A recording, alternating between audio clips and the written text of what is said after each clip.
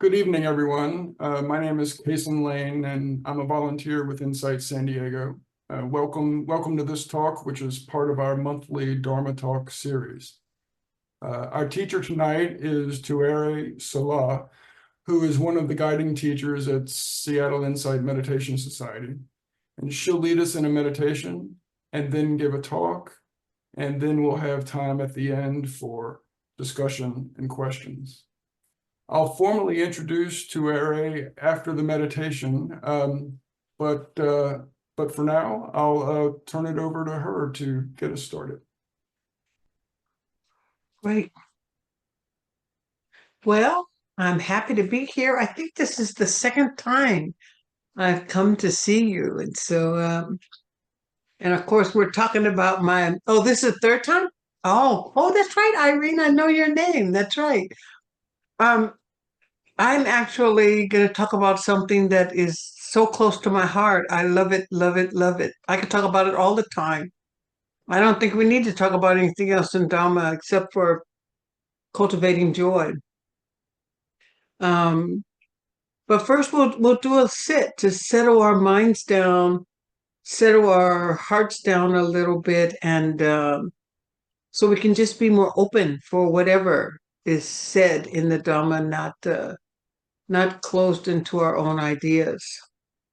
So I'll give a little bit of instructions. I guess we'll sit about 30 minutes or so. I'll give a little instruction and just to help us all settle together. And then we'll sit the rest in silence. Sound good? Okay. So you can take a moment to locate yourself and arrive in this moment. Just notice the external conditions. That's the easiest, simplest, quickest way to just come into the present moment. Whatever sounds are arising right now, your ears can hear it, pick it up. If there's no sounds, it's just the silence. All of a sudden, your ears can get very large with silence. Or the silence itself can become very large, very noticeable, just by turning your attention towards sound.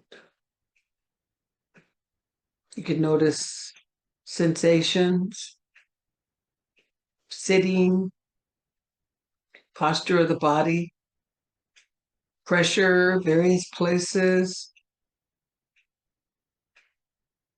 You could notice the temperature in the room or the temperature of your body. It's all happening right now, so you don't have to make a big effort about it. It's just arriving here and now, this moment, by simply noticing what's already present.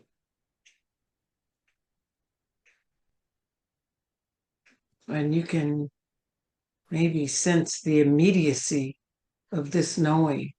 It's a direct experience.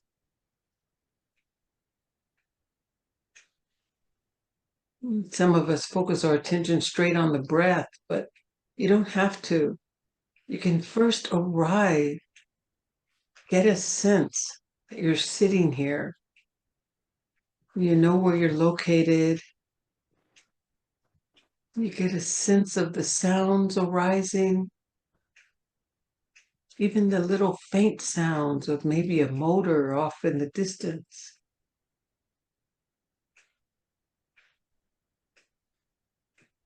Feel the sensation of sitting, the sensation of the body's posture, and there's a knowing, I know where I am, right here, right now, this moment.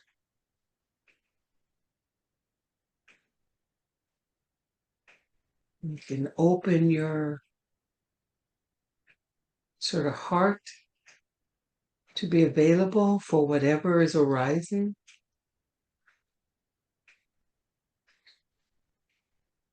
Having a sense of receptivity. So you're not leaning into the moment. You're not leaning away from it in resistance. You're just accepting however you feel right now. You may be sleepy, tired from working all day. You may be very, very energized and upbeat, anxious from running around all day. The mind is very active. Or it could be settled. Still, but all of those expressions are all totally okay. We don't have an agenda here. You don't have to have an agenda. It's just this willingness to arrive in the present moment.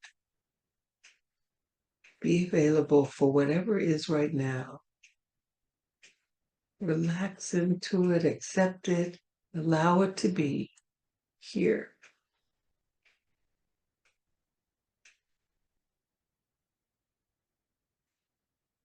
And then we can have this alignment with the Dhamma.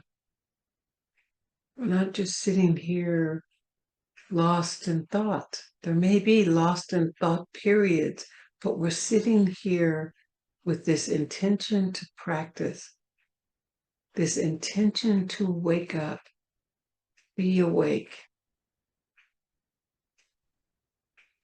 This intention gives us a bit of nobility, an uplift, an ardency. So both relaxed with being available for whatever's here, no specific agenda, and ardent, uplifted. This ennobling quality of Dhamma.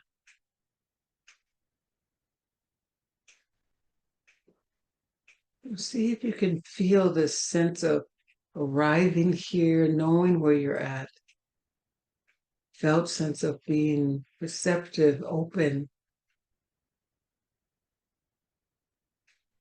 and a sense of nobility, ardency, and uprightness in alignment with Dhamma.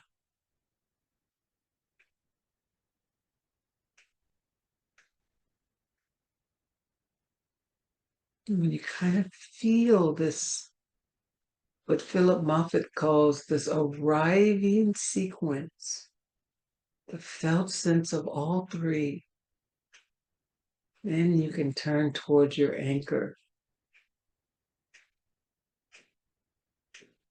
Could be the body and the weight of the body just sitting here. Weight underside, from the back of the arms, underneath the legs. Feeling the downward pull of gravity of the body. So you could just feel into that felt sense of heaviness, a hardness of bone in the feet and the legs, your sit bones, the torso, arms, all the way up to the head. And no matter how soft our skin is and how squishy our flesh is and soft tissue, we can still feel hardness of bone.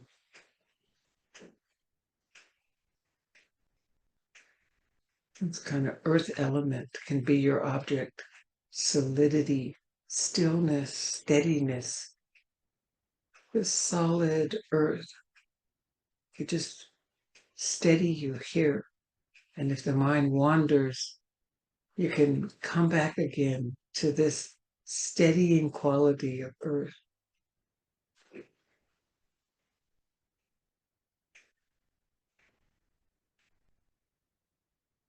Or you may like the movement of wind, how it shifts and changes, how it moves, the rhythm of it. We can get lost in that rhythm of the in and out of the breath. You might feel its energy that comes from this constant moving like a motor, keeping us alive. You can feel the belly expanding or the chest rising. Just feel that movement and have a sense of stability, even in the movement. It gives us something to anchor ourselves in this present moment. This is the wind.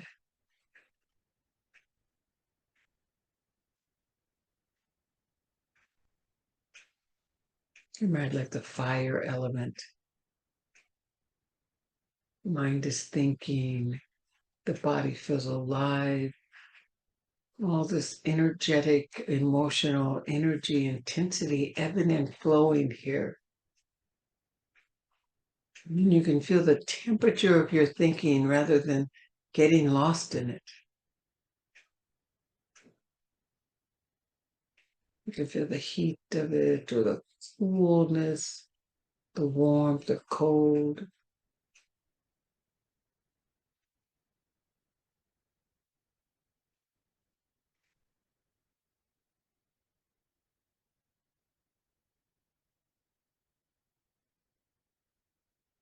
And finally, you might feel water. Feel how time is flowing. You can feel the cohesion of just sitting here.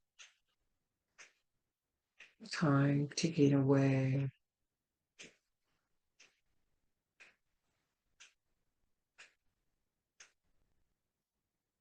Sense of being held.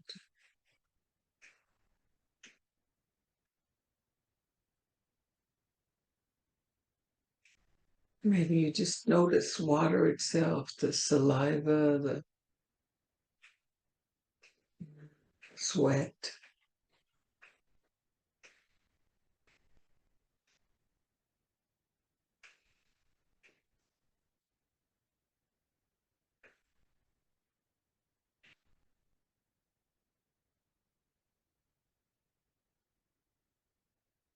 Or space might be the thing that you connect to.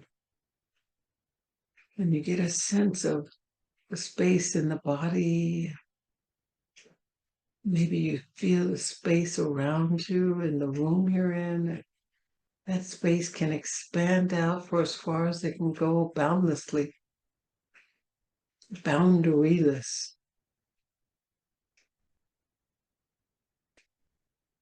Whatever anchor works for you.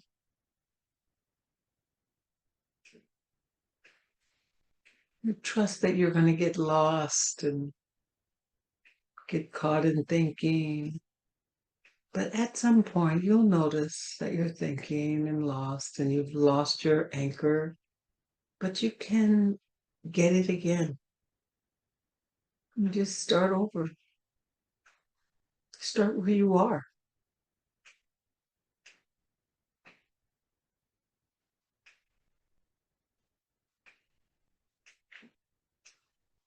We just do this process over and over. Not because we're trying to get somewhere or get a certain mind state. We're just training the mind to be anchored in the present moment.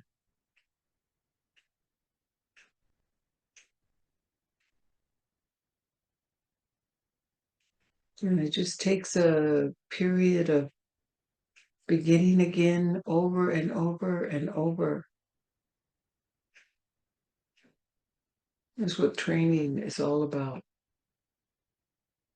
So the softer we are with it, the easier the training becomes.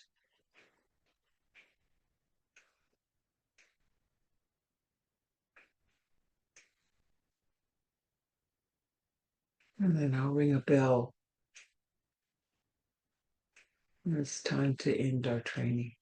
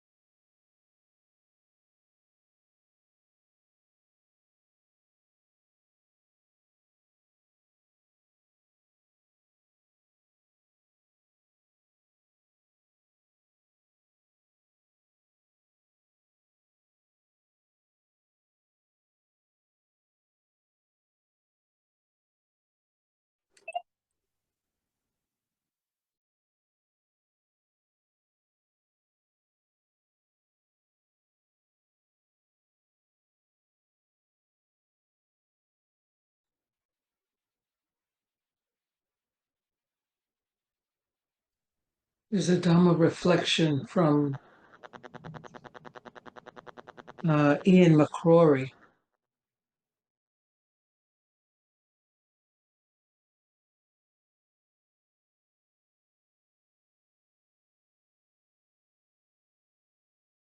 Says the Dhamma teaches you to be selfish.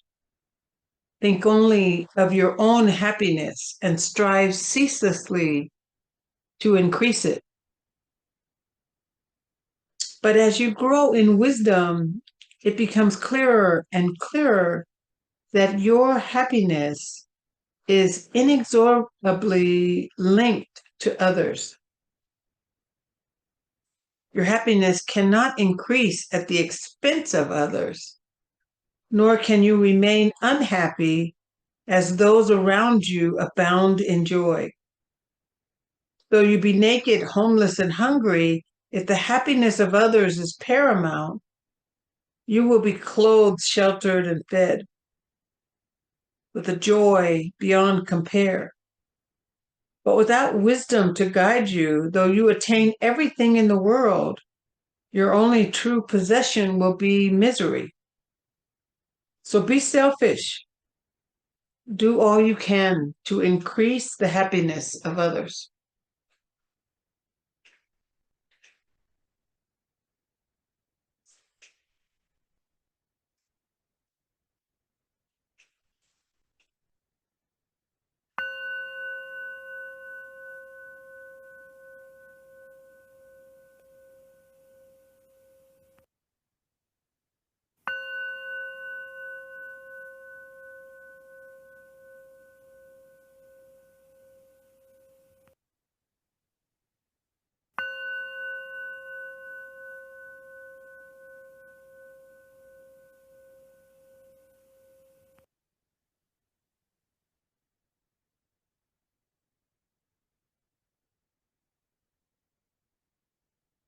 Righty.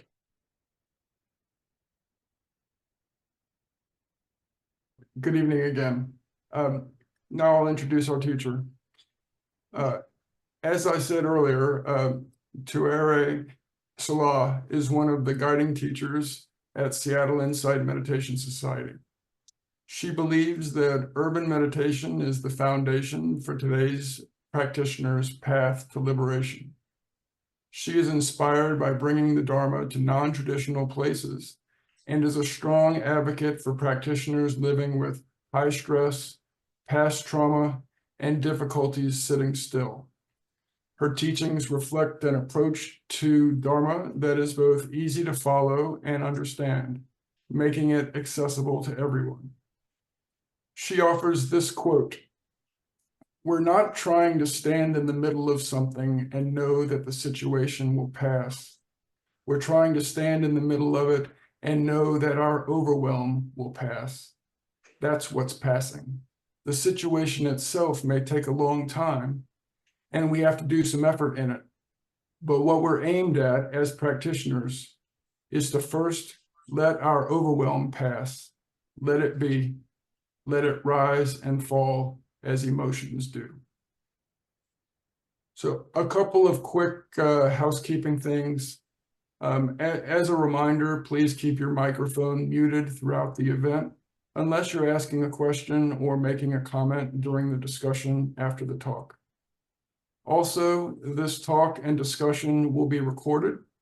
So if you prefer not to be on that recording, you can ask a question via the chat, and you can also turn off your camera.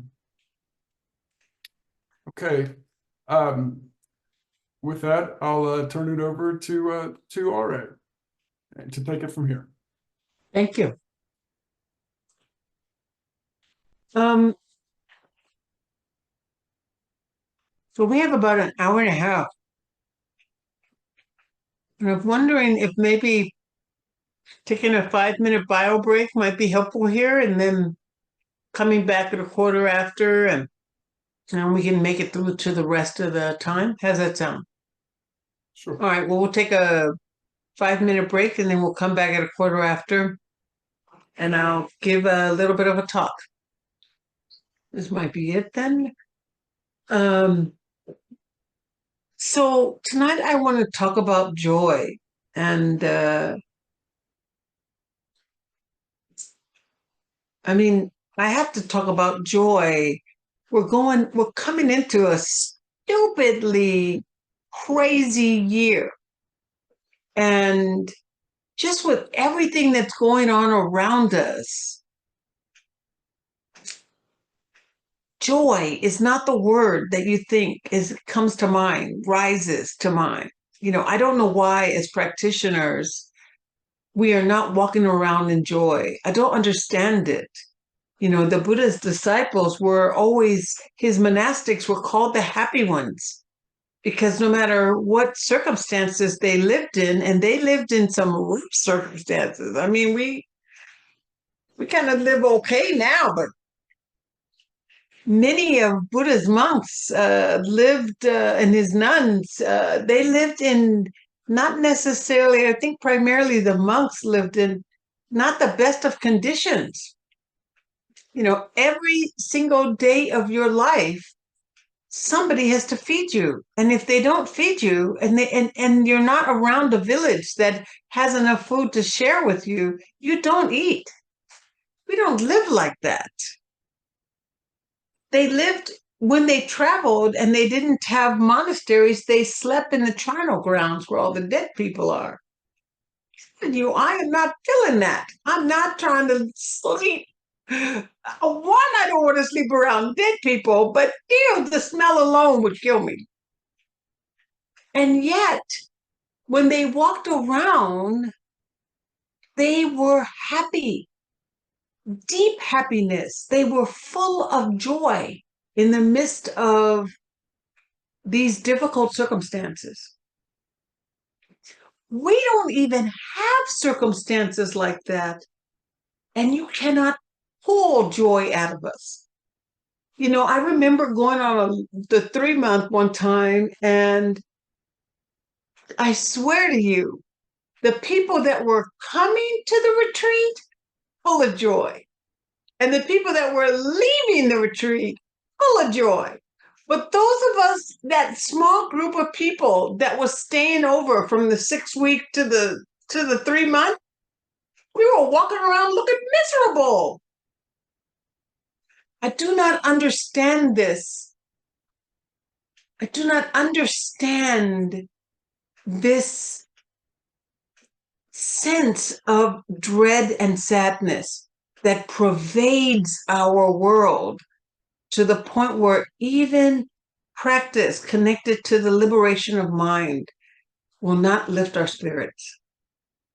We are trapped in this matrix of constantly seeing the negative, the wrong, the non, it's not fair, it's not right, it's not going to work. It's almost as if we are ashamed of being happy. We are ashamed of whatever we have. We shouldn't have it. So we don't want anyone to know that we have it. And so we don't share any joy. And the difficulty I have with this is because there are people in the world right now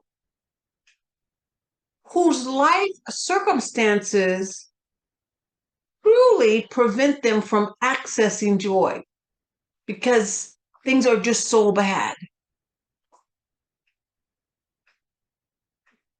And if the people who have the capacity to be joyous are not joyous, can you see the mess we're in?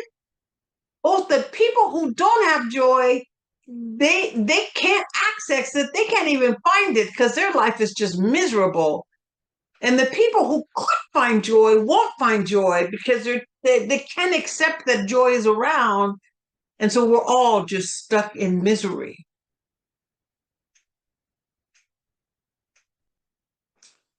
This is a problem.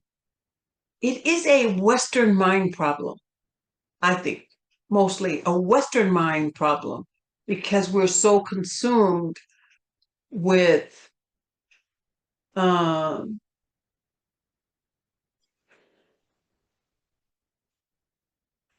this might not sound it might not sound right, but I'll try to explain it. We're consumed with liberalism.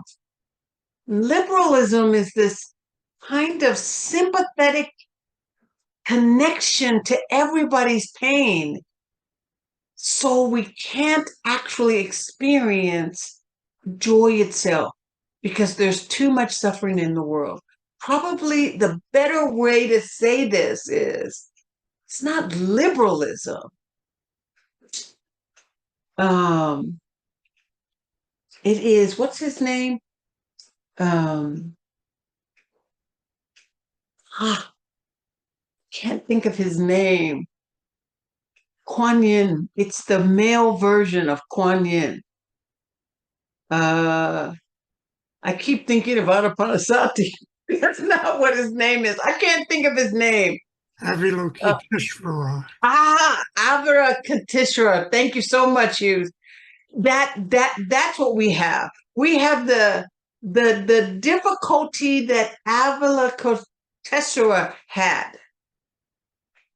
He would not go into enlightenment without, I don't know how many of you know the story of him? No? Or just a few of us. Okay, so let me tell you. So this is our trap. It's what I mean by liberalism. Avalokiteshvara, he was a bodhisattva, and he was a strong practitioner. He devoted his life to practice and the liberation of all beings. And he was at this place where he could be enlightened. I mean, he could let go and just be into it. But there was this tugging of cries and suffering all over the world around him that he couldn't let go. And so he made this vow that he would not become enlightened until all beings and all suffering had ended. And that was he took it on. He just took on everybody's suffering, took it on, meaning, he breathed it in. He pulled into the pain. And I would think you have to get to a level of liberation. It's almost like if you can be around some teachers, they can pull your pain away from you. I remember I have a friend who is a Tibetan practitioner, and he was in this really, really negative thing, and he went to his teacher.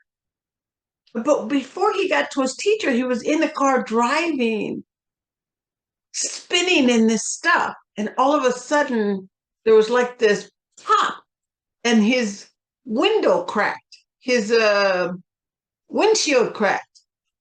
So he thought, oh, damn, I got a rock hit it. But he felt better. He's calmed down. He's close to his teacher, goes on in, has his interview. He comes to me and he goes, I think I've messed up the car, man. And I felt the crack. And I was like, no, this is cut from the inside, not cut from the inside. So this was your teacher pulling all that negativity out of your mind. He didn't believe me, but that's what I think happened. But my point is, Avalokiteshvara, he had this capacity to take on people's suffering and try to, in his own way, exchange his happiness for their suffering. So taking on this suffering and exchanging it into this quality of liberation and happiness. It got overwhelming. It never stopped. He never could take on all the suffering. It never ended. And it got so much so that he pretty much couldn't do it at all. He couldn't take it at all. It just kind of destroyed himself.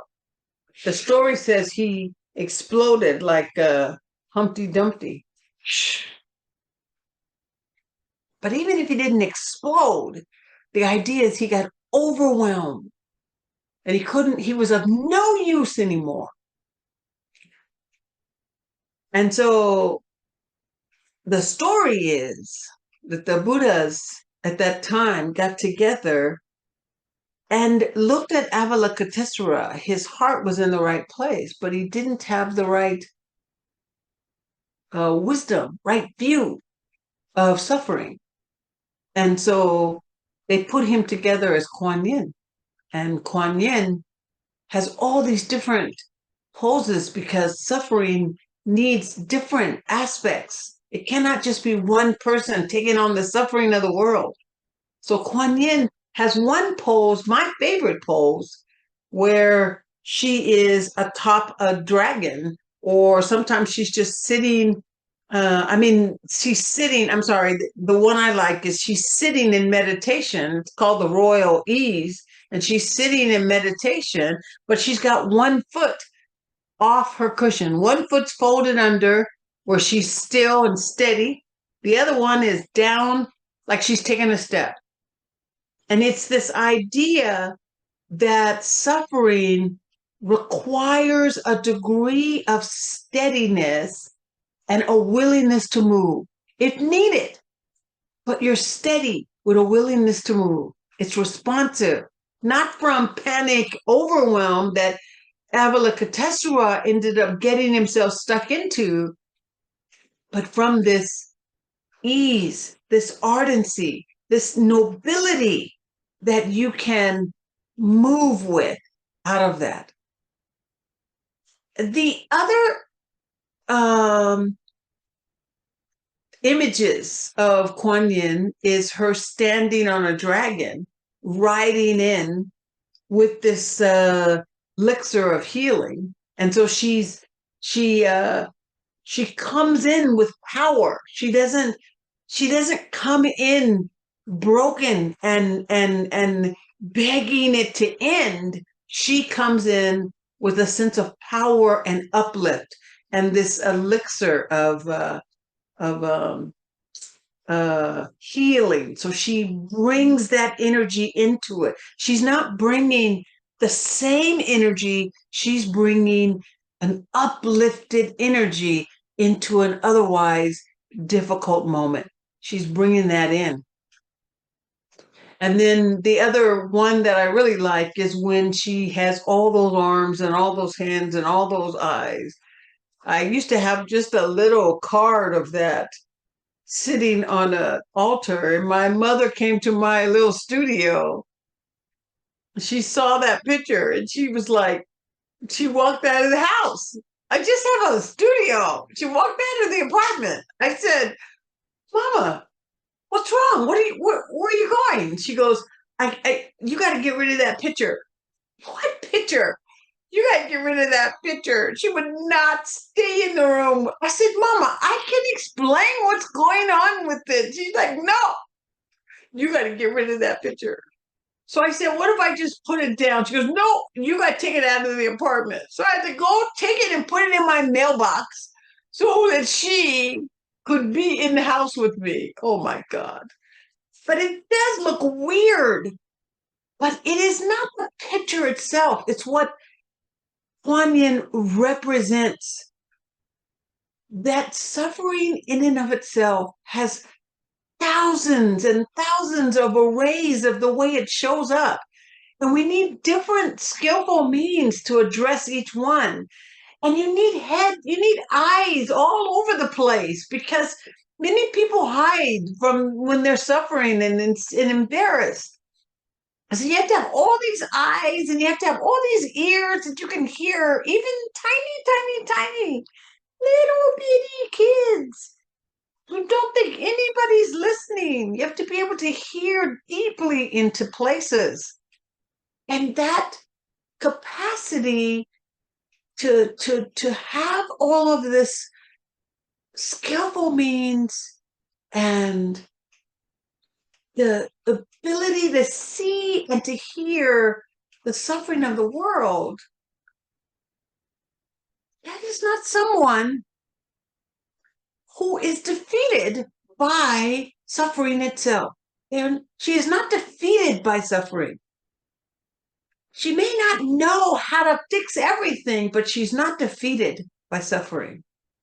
So this is why I have a difficult time with us as practitioners in the West, because there is a way that we actually feel defeated by suffering, and yet suffering is the very nature of our practice. In fact, suffering itself is what is ennobling our capacities. The more we are willing to be with our suffering and difficulty, the more we see through the delusion of it. And then we can be of support to people who are truly in suffering and not just in delusion. But many of us have a sense that practice and meditation and going on retreats, and even my family is like, that's so self-indulgent, going on a retreat. That's what you're going to spend your money on? I can remember having my vacation time only 2 weeks, and both 2 weeks I would spend it in getting getting 2 retreats in each year. And they were expensive. My family thought, why would you do that? It's just, it's so self-indulgent. But anybody here that's been on a retreat, there's no self-indulgent. It's hard as hell. It's difficult, struggling, and it takes a long time before you get to the end of it. And now you're all peaceful. So they see the peaceful you, but you know what you went through to even get to that. It's not self-indulgent. It is hard work. It is earned stillness. It's earned happiness. It's earned peacefulness. It's not something that somebody just drops down on you and gives you. Oh, here, have some peacefulness. You got, it's all relaxed and some kind of a new age spa treatment. It's not that. Any level of stillness you get by the end of that retreat, you earned it. You worked for it. There was a diligence to it. And yet, by the time we get to the airport, we let it go. We fall back into that misery that's all over the place. And instead of walking around with this upbeat smile on our face, we walk around like everybody else, like we didn't do it, like we didn't just spend the last 10 days coming to a place of understanding. We forget the whole of the practice. So I want to encourage us to begin to intentionally cultivate joy, intentionally cultivate this uplift joy, this inspiration, this happiness. It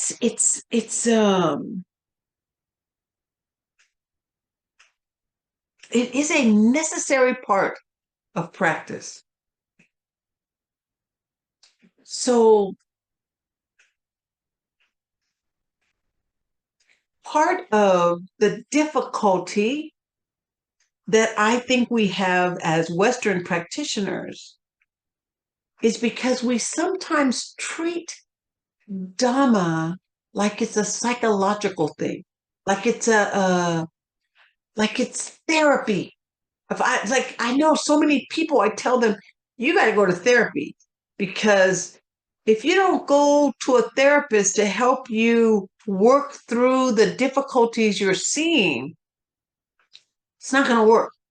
Because the Dhamma is not going to really help you work through the difficulty. It's just going to keep telling you there's difficulty. Oh, there it is. They got difficulty right there. Oh, I see that. Look at that. That's difficult. It's just going to keep pointing out where you are suffering. It's not going to help you in the suffering. It's going to help you just going to point it out, point it out, point it out. So if you can separate what is psychological that says, okay, I got to go work on this, which is what I begin to see so many destructive behavior patterns that I went to a therapist for 20 years to help me work through those behavior problems, the kind of destructive, harmful ways I was being. But in my Dhamma practice, I set a vow to do the no harm or the least amount of harm, to be as kind as I could be, and to live with restraint. That is right intention. And anytime I would be in a situation, there could be a psychological thing that's causing it, but I would ask myself, am I being as kind as I can be? Am I doing the least amount of harm? Is there anything I can just let go of? There's this constant asking into those vows. The asking into the vows begin to set in motion a movement towards kindness that I didn't expect.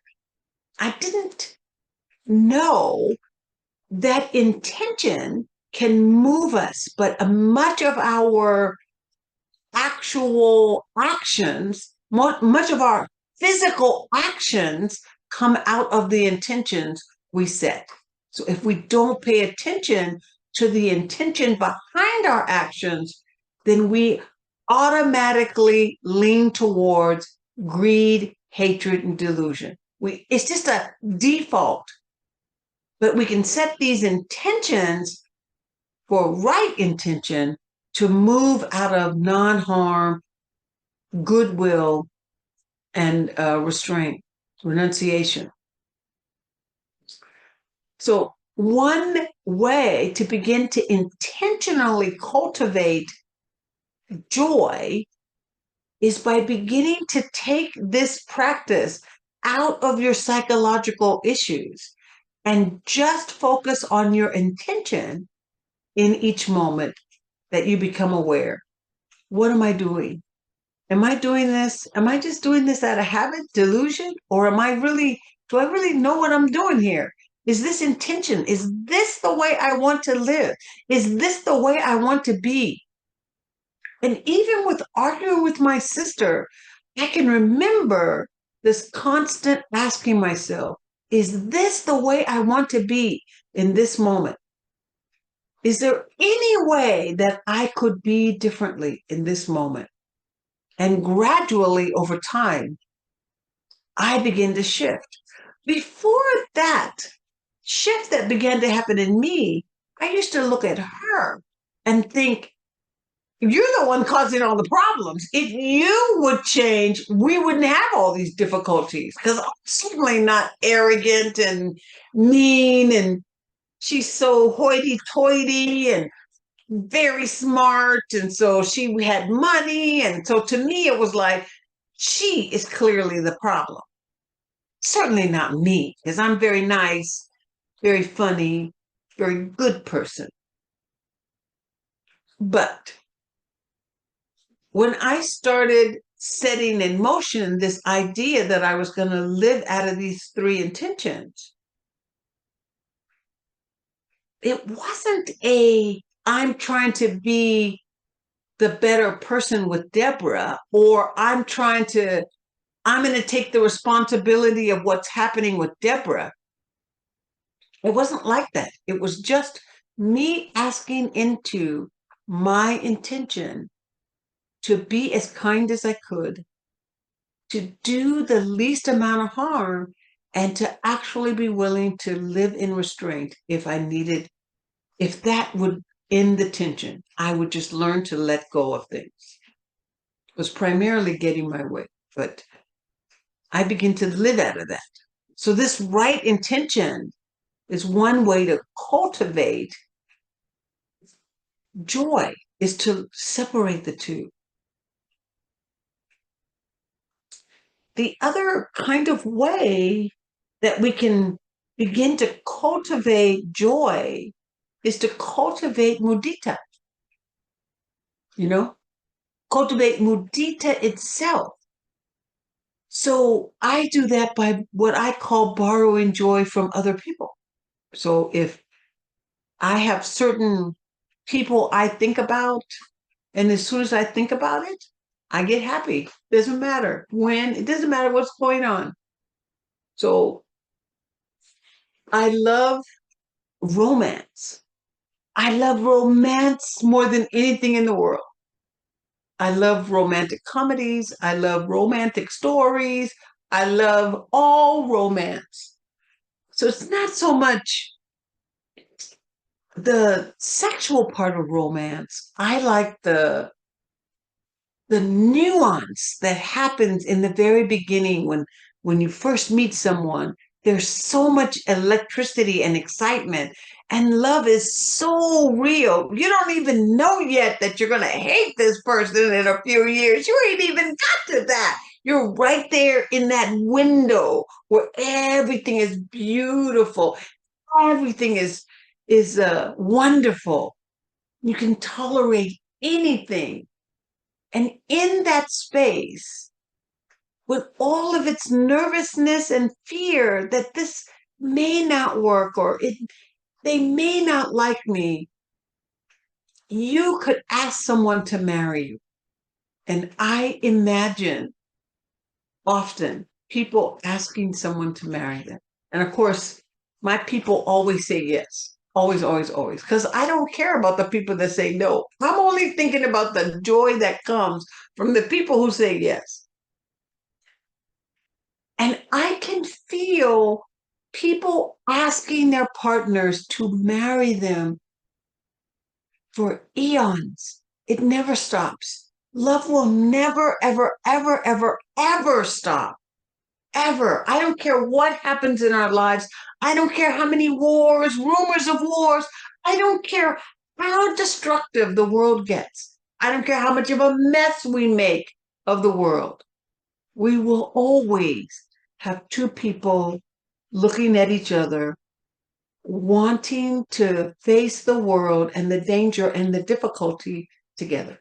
We will always have people asking another person to face this with me, and they will always say yes. Always. Never ends.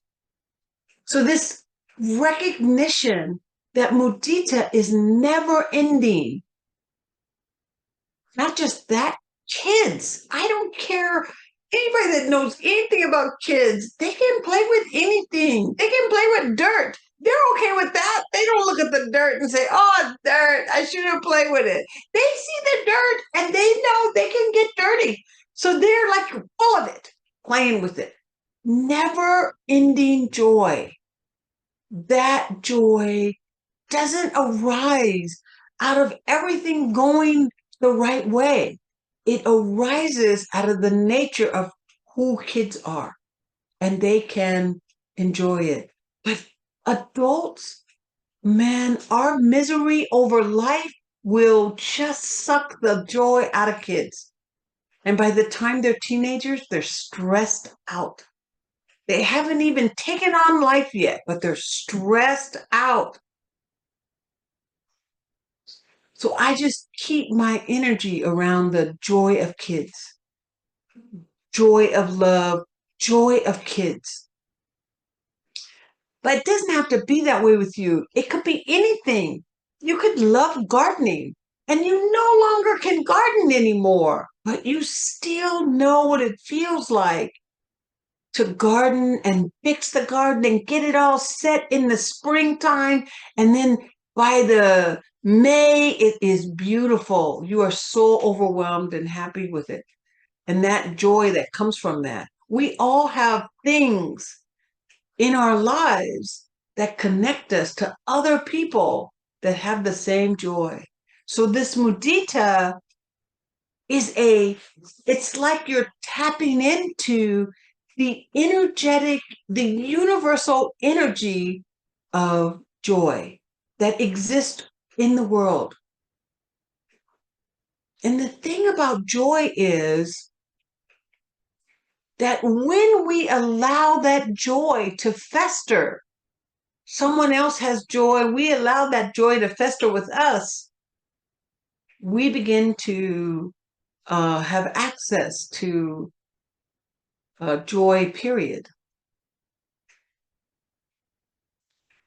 It's not joy related to your conditions.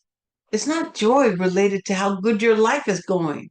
Your life doesn't have to be going good at all for you to remember that somebody is asking somebody to marry them and they say yes. And in that moment, there's all this joy. When new babies are born, they smell good. It's just so much aliveness and joy around babies. There's so many things for joy to happen. And so part of, I think, our practice as practitioners is not to get trapped in the suffering of dukkha, but to move out of that dukkha into the cessation of dukkha and feeling the release of joy. So the last kind of area that I want to point to, and then we'll open it up and kind of talk a little bit about this. But the last area is this cessation of suffering. It's actually what I would point to as the realization. So Dhamma is just wisdom in and of itself. It doesn't have a structure. Ajahn, I think it was Ajahn Sucitto, said that Dhamma, that the Buddha was not like peaceful and calm. He was a studier. He inquired, investigated all the time. We kind of come to meditation like it should calm us all down and we should all be quiet and still and everything is beautiful. And if we have a lot of thinking going on, we're all upset. Like somehow or another, the practice is doing something wrong because all I do is sit and think all day. The whole practice. It doesn't matter. All you're doing is sitting and hearing also, but you're not worried about that. All you are is sitting there smelling smells. You don't worry about that. You sit there and feel your butt on the chair. You don't worry about that. But yet, when the thinking happens, somehow that means something. Something's wrong. It's not. It's just the nature of the mind to think. It just processes. And the same way you can gradually let go of your interest in the sounds, you can gradually let go of your interest in the thoughts. And in the process of doing that, we can begin to see cessation, the realization that's connected to Dhamma. It doesn't have a structure. So without a structure, it's just liberation in general. So we have to actually put a structure on it in order for us to see the Dhamma, to know what it is that's happening.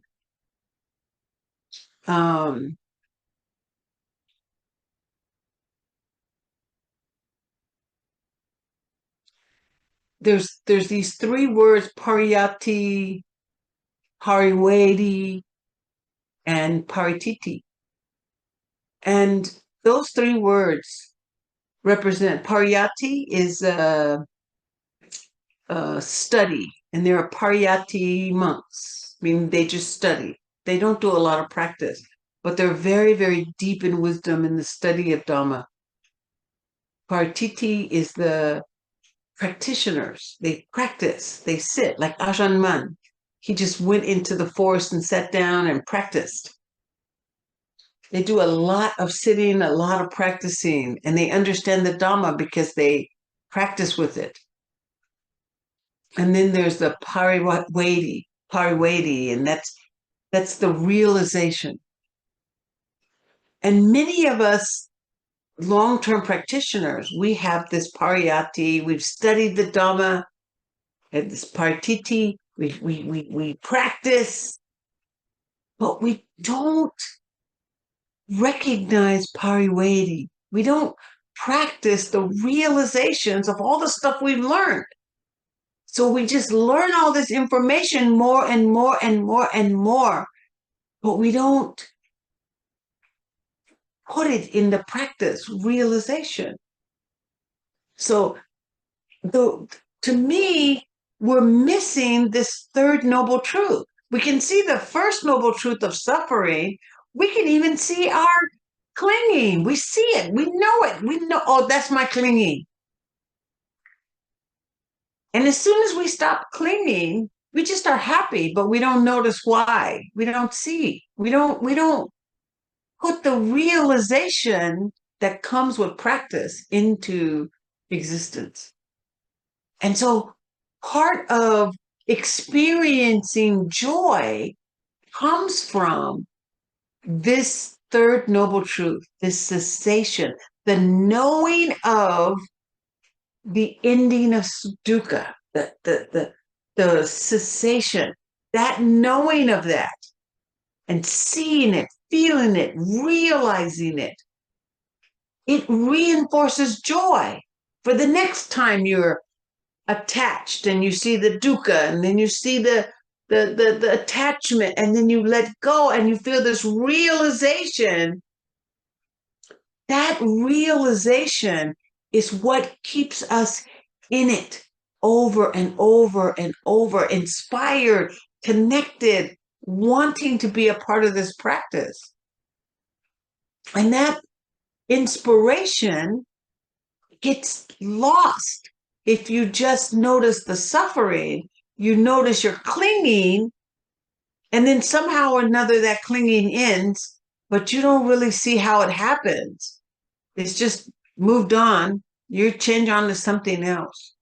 So instead, we want to practice that actually motivates us to keep at it, to be with it, to stay connected to this realization. And that means every single moment in your life is just a moment to see the nature of practice. You don't have to make yourself aware 24 hours a day. You don't need to do that. You just have to pay attention to what's happening in your life, what's going on. When you're upset, when you're not upset. When you're doing good, when you're not doing good. All of it is part and parcel of helping you understand the nature of the practice. But oftentimes, especially when you're not on retreats, we can, the rhythms of retreats help us stay with the practice longer. But when we're in our lay lives, where most of us live out this practice, we do our sit in the morning and we don't think about the Dhamma until maybe an evening talk or the sit the next morning. But the real practice, the sit, is sort of like just to remind you, don't forget about the practice. Don't forget about it. And then all day, you want to see, what does the five aggregates have to do with this moment? I mean, it could be anything. What does the four foundations of mindfulness have to do with this moment? Is it only when you're sitting, or can it have something to do with this moment? Can dependent origination have something to do with this moment? We learn all this pariyatti, all this study of Dhamma. And we do this practice regularly, keep it as part of our lives. But we don't actually take what we study and practice with, and in a moment, when we're on our way to the grocery store, we don't think about the application of the 7 factors of awakening. What does that have to do with going to the grocery store? We don't think about it. But all this Dhamma that we are studying is weaving in our lives. It keeps trying to pop up and refresh the moment, but we have to actually perceive it. It's like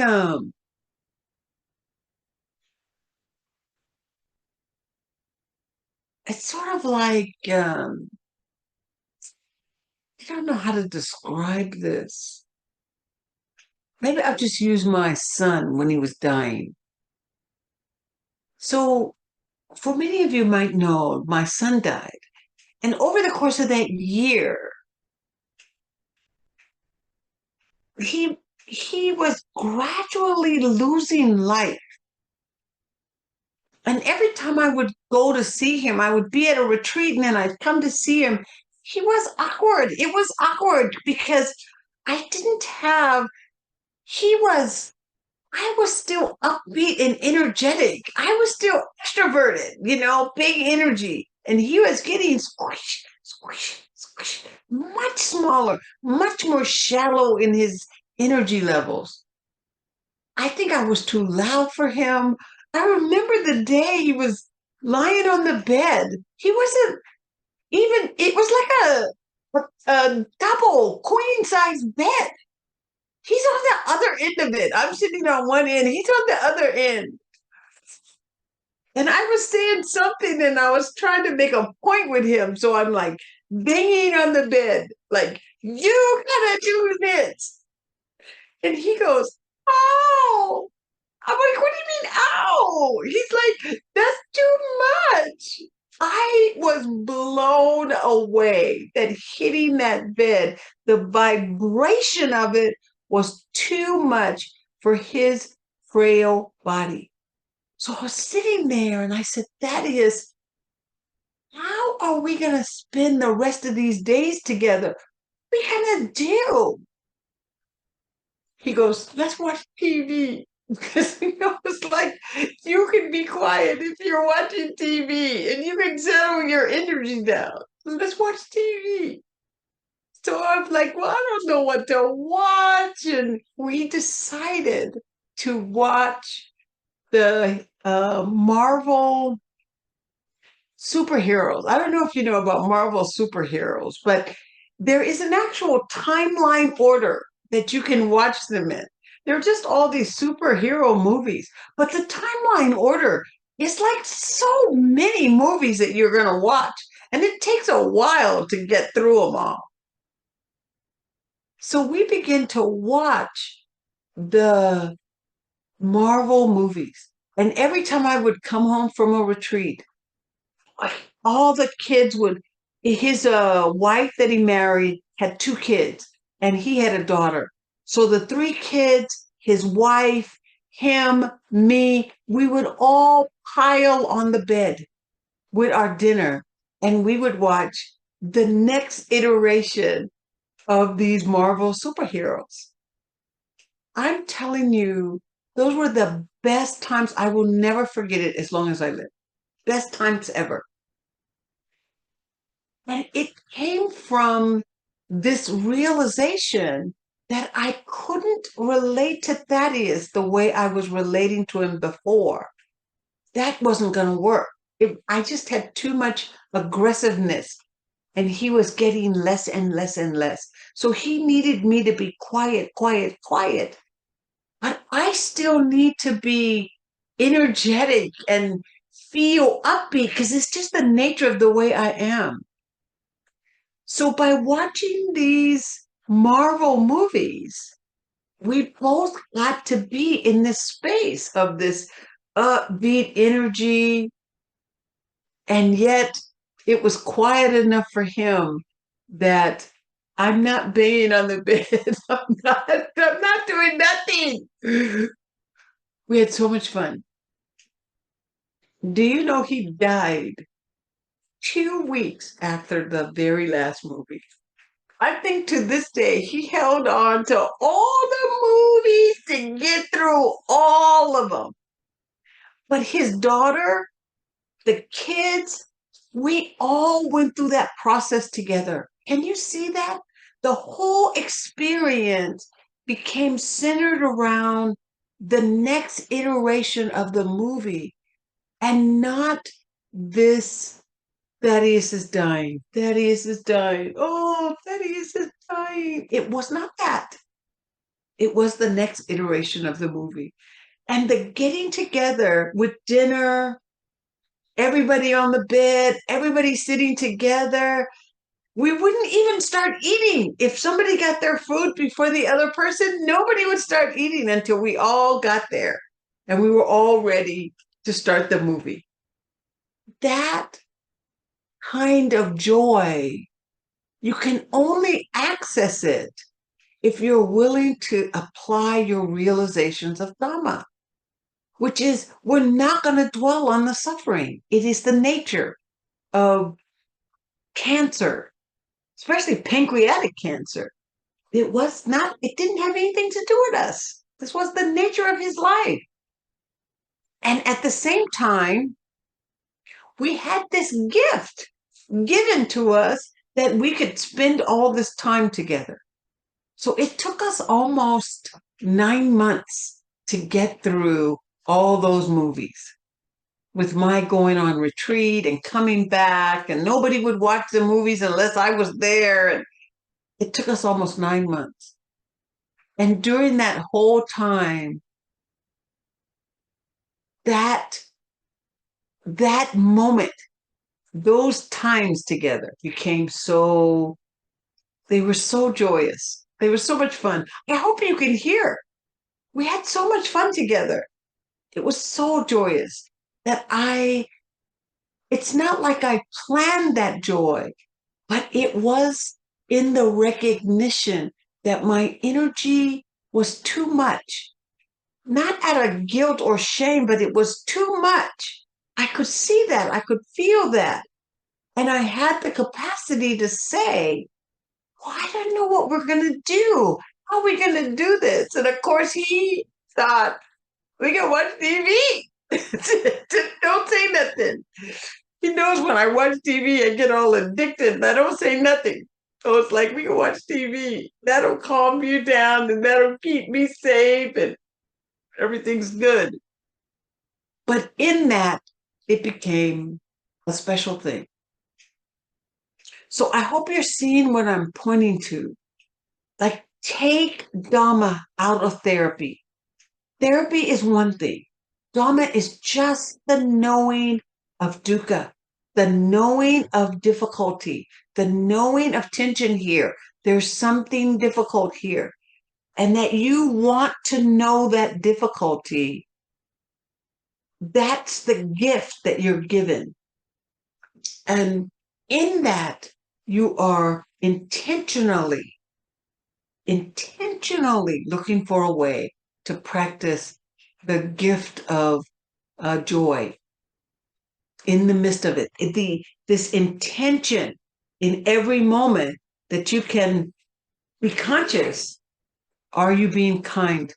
Are you doing the least amount of harm? Are you actually willing to be in restraint from just pushing your way through life? Cultivating mudita, intentionally cultivating the connection with the joy of other people, and then sharing your joy so that others can begin to feel that. It's not just connecting to other joy, but then you share that joy with other people who cannot access it, so that even when people are down in the dumps, they can look out in the world and see this possibility of joy that exists in the world. That they can see a way to be joyous outside of their suffering, because you're holding that possibility for them. And then this third one is this beginning to practice with cessation, beginning to actually see the cessation of all your efforts in practice and study, that it is leading to this cessation of dukkha and that you have a realization of that, and you can see it and connect to it and understand the dukkha doesn't have to go away, or the difficulty in life doesn't have to go away. You're fighting it. The fighting life is what goes away, and you can have a realization in that. I think those three ways are ways you can practice with this. I'm sure there's more, but that's what I could think of. Anyway, I probably said enough. So let's see. Yeah, I think that's probably good enough. Let's just sit quietly for a moment and we'll see if something rises to the surface that you want to share.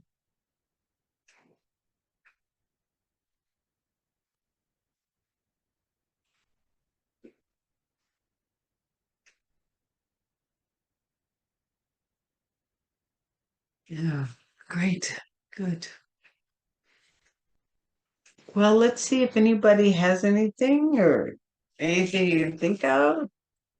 Want to share or respond?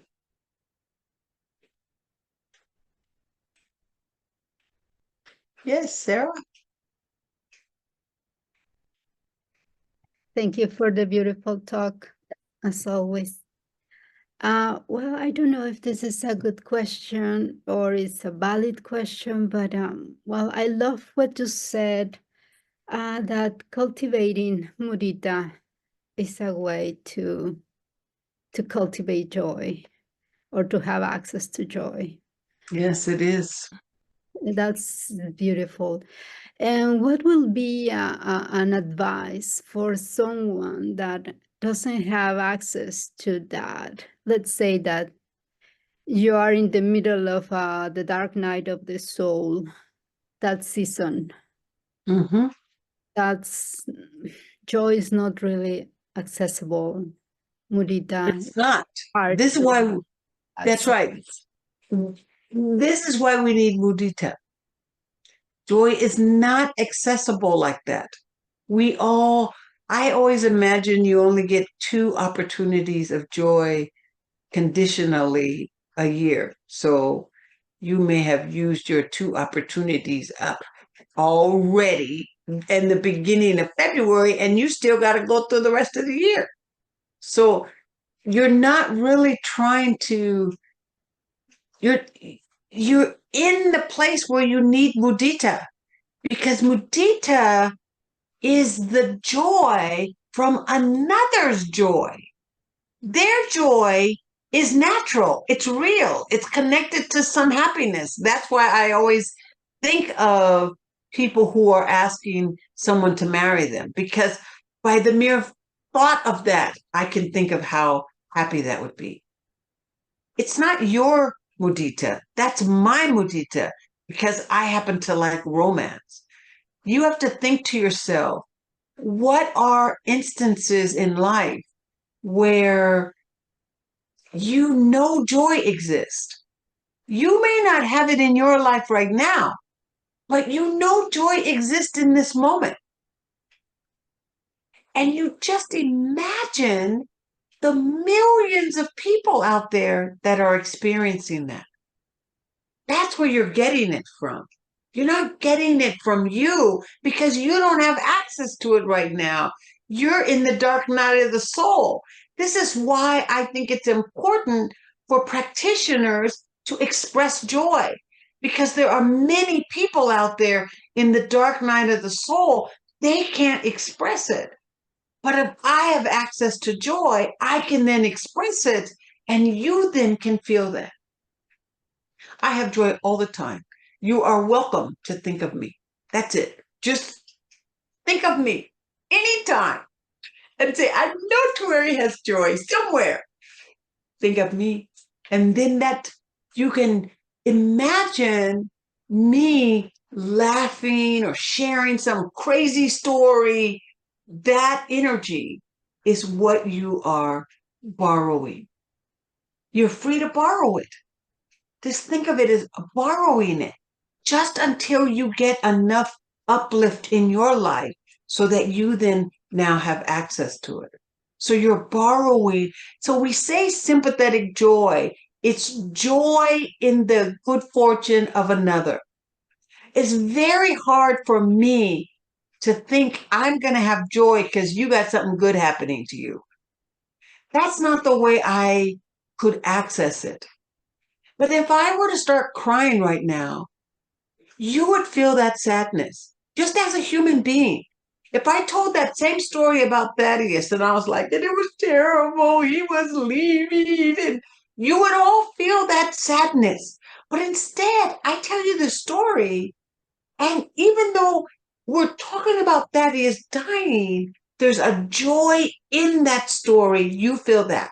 That's what you feel. That's mudita. You are sharing, borrowing my joy that is arising naturally in me. And you are borrowing that. And you can borrow it simply because you are human beings and we are interconnected. And we are interconnected with our sadness, and we are interconnected with our anger, and we are interconnected with our joy. So when you're in that dark night of the soul, that's when you got to get on TV and watch movies where people are joyous. Even if it's a movie, it doesn't matter. I watch a lot of cartoons when I get in sad around Thaddeus. I watch cartoons where there's joy and there's laughter and there's all this upbeat energy, because it's not like I'm trying to avoid the sadness, but I can hold sadness if I have an uplifted spirit. It's very hard to hold sadness when your spirit is down and being weighted down. So what you're looking for is not the end of your sadness, but the uplift of the heart, so you can be with that sadness and not be afraid of it or intimidated by it. Do you see what I'm pointing to? So then you think of what is it that makes you happy? Is it kids? Is it people having fun, that family get-togethers, and everybody's laughing and joking? What is it that inspires you and uplifts your heart? That's what you want to begin to cultivate, feel into. And when you start feeling into it, it naturally lifts your heart, and you can hold the overwhelm that you're actually feeling. You can hold the darkness that you're feeling.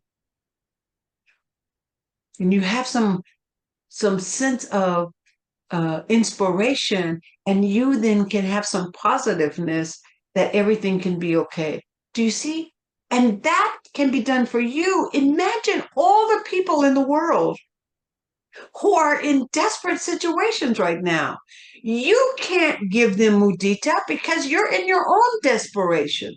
But there are people in this Sangha who have things going good for them. Things are very nice. Everything is fine. I'm not in desperation. I'm not in the dark night of the soul. They should be enjoying.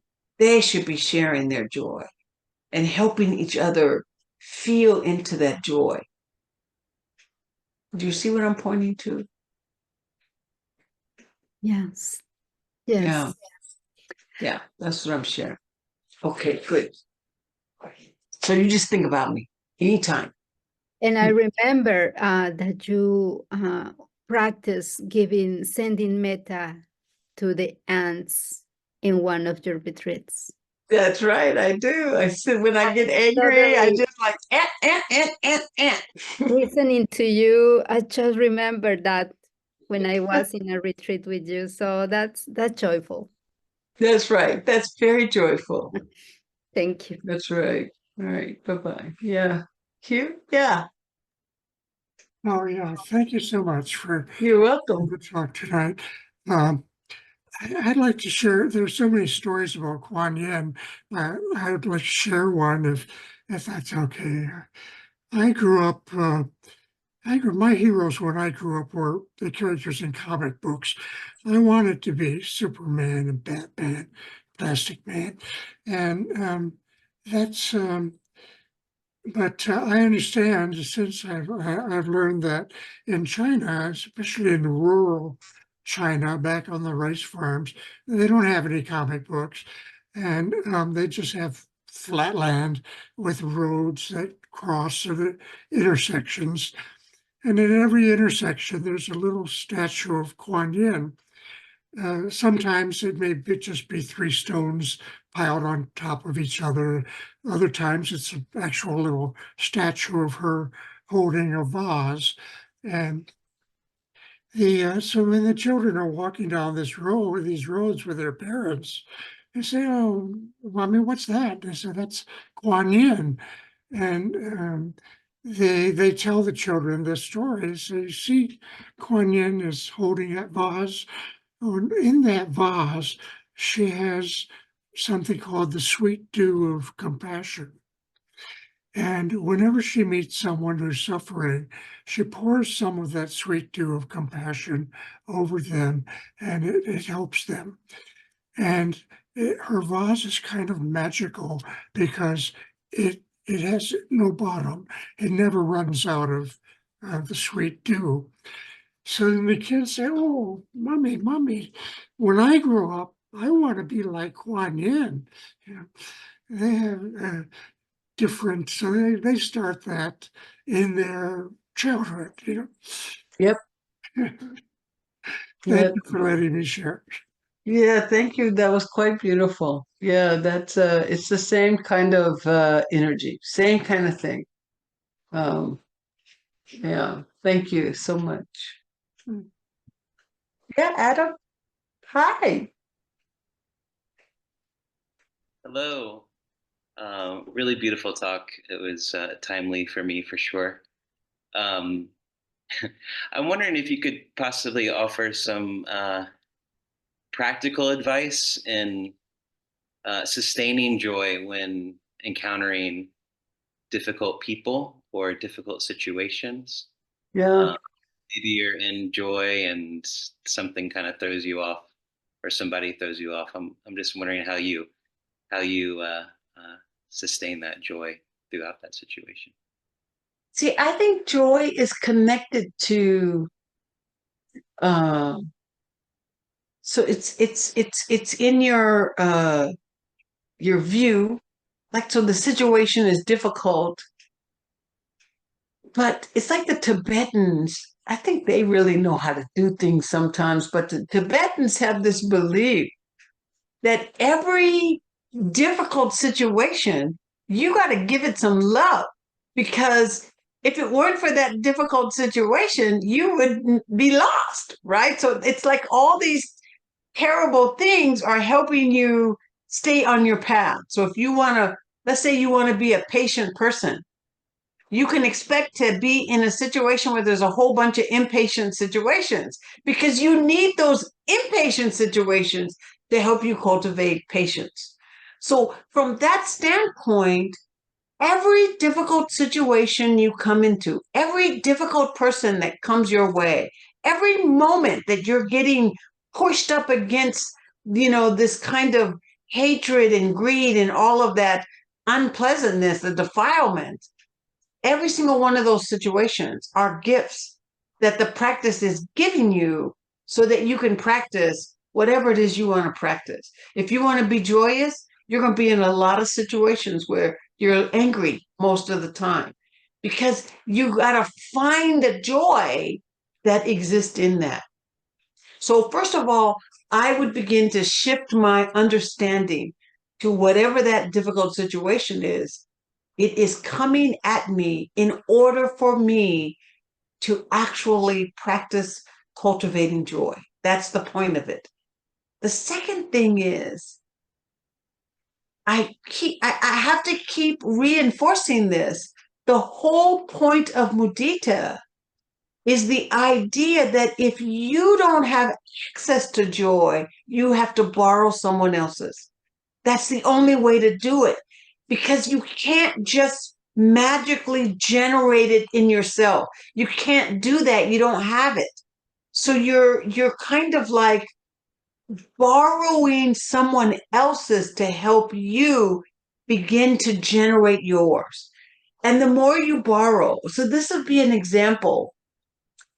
I gave a talk on mudita for a retreat. It was right at the beginning of the pandemic in 2020. Me and Joseph and Kamala and Pascal gave this retreat at Spirit Rock Online. And it was one of those webinars, so you didn't see anybody. And I gave this retreat and I did all the Brahma Viharas and I talked on joy. And I get this email from somebody in Germany. I don't even know. I can't even remember if it's a woman or a man anymore. But they were saying that people had died through the pandemic and they were so sad and they had not smiled. They didn't have any joy. They weren't very happy and they've just been miserable. So I said, well, you could, during the talk, I said, you can always borrow my joy. I got plenty. I can share it forever. Don't worry about it. So that person says, I took you up on what you said. And I started thinking about you laughing through the whole talk. And I had not seen a Dhamma talk where the teacher was laughing through the whole talk. And then they said, when they realized something had changed, it's because they heard themselves whistling. And they hadn't whistled in so long. And when they heard themselves whistling, is when they realized they had this joy. And so they were just spending the whole day looking over pictures of the person actually sad and joyous all together, and just the whole energy had shifted in them. And so they sent me an email and said, that's what the email they were sending me, thanking me for sharing my joy with them. And then I had to send them an email back and say, thank you for sharing your joy with me, because now I have joy. And then I share it with you, and then you can remember that and you have their joy. It's all very, very nebulous. It's not, no one owns that joy. It's just joy for the sake of joy. But since that joy had already arisen in me, they can borrow it. And it already arose in them. I can borrow it. It already is here. You can borrow it. You see what I'm saying? So you have to actually look for someone who's genuinely joyous. And when you find that person that's genuinely joyous, you borrow that. You look at that joy and you realize they are really, really happy. So be around, or if you're not around people like that, look on TV, find some being that you can see the joy in them, or you can imagine in your mind the joy they would be experiencing. And you feel that. And then lastly, you need the realization. That's how you do it. You need to know suffering ends. It's not just this constant enduring of suffering. The whole point of the practice is to realize that suffering comes to an end when you let go of clinging. So when you start feeling the joy that you're borrowing from someone else, you have to recognize that, like the person did sending me an email. Wait a minute. You can see that I'm actually feeling joy. That moment right there is this realization that the practice is actually unhooking you from whatever tension you had that you were holding on to. And that's what allows this to continue. This kind of setting the intention, cultivating mudita, and then holding on to the realizations that suffering has ended. Do you see that? And you do this over and over and over and over. And if you notice that you're kind of grumpy, like I've been walking around miserable for a few days, then you got to say, okay, I'm going to have to go find me some joy, because too much. I've been walking around grumbling. I got to go find me some joy from somewhere. You got to watch some kids on TV. You got to do something. Kids, just watch sleeping baby monks. They are the cutest things. I don't see how anybody cannot be joyous. Because the monks they're so tiny. They're like 3 years old. They got to be a monk. And then in these ceremonies last forever. And they got to sit there and they just start falling asleep. And they are the cutest thing ever. Because no one's mad at them for falling asleep. No one's snapping at them. And the monks will just hold them up when they're falling asleep, and they'll just hold them up and keep them steady. It's just too cute. The parents are laughing at them. There's so much joy around it. So these kinds of things are, you're looking to have it actually support you. You see, that's how you continue it. You notice when you're getting a little bit too aversive, and you look for joy intentionally to cultivate, to settle your mind down so you're not trapped in this constant negativity loop. Okay? Great. Well, we have come to the end of the road. I do appreciate you being here. I do want to talk 2 minutes on Dhamma. I saw the link there. Dhamma, you know, it's generosity, but it's understanding the nature of generosity. It is beginning to get a sense that this practice is your practice. And part of learning to feel that this is your practice is actually giving. Giving primarily to your Sangha. I mean, it's great to give to the teachers that come through. It's nice. We always appreciate Dhamma. But what you really need to make sure is that San Diego inside maintains its capacity to be here for you. So really where your deep generosity is going is to the Sangha, to make sure that this Sangha can forever keep bringing teachers, keep bringing the Dhamma, keep bringing you together. And you'll need to be together throughout this whole year, because it will get ugly. And you will need to come and be with some sanity. We will need to be around woke people so we can feel connected. But then for teachers, whatever you give for teachers, it's always appreciated, because I live in the holding of Dhamma. I live in the trust that I will be taken care of. And I don't judge how much I'll be taken care of. I just live in the knowing that I will be taken care of, and things will be as they should be. And so whatever offerings you give, I know the Sangha will appreciate it. I certainly appreciate it. And we just keep this Dhamma going for as long as we can. All right? Good.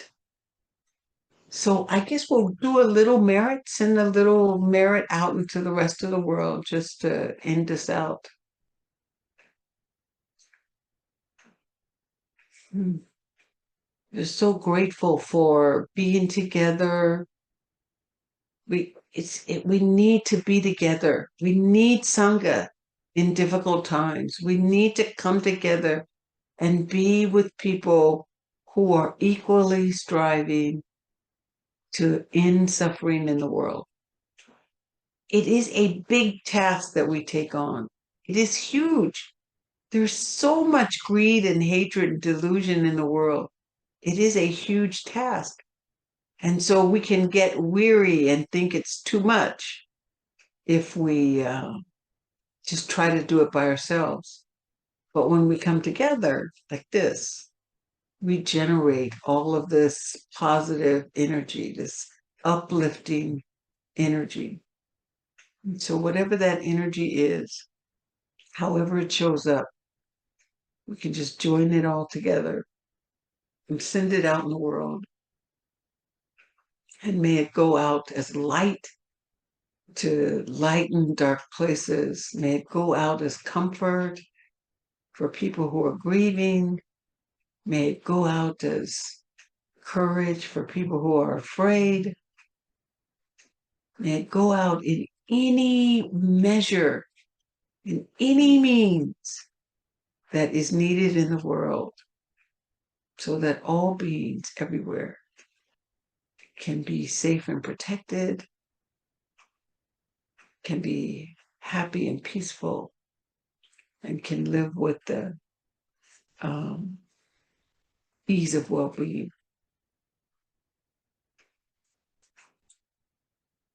I'll share this last bell with you.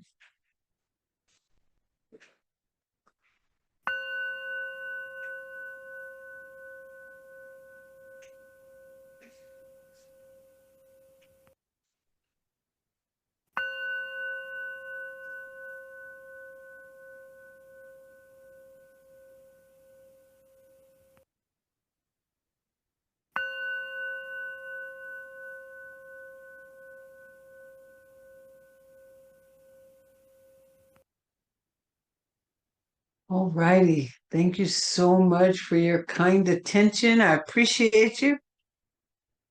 And see you again next time.